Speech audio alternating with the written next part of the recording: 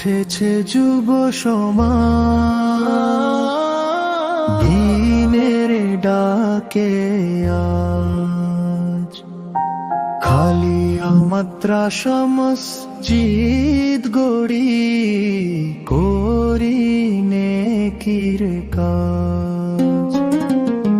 আল্লাহর ঘর উঠবে এখানে, শোনা যাবে আজান, ইলমের আলো ছড়িয়ে পড়বে, জাগবে মুসলমান।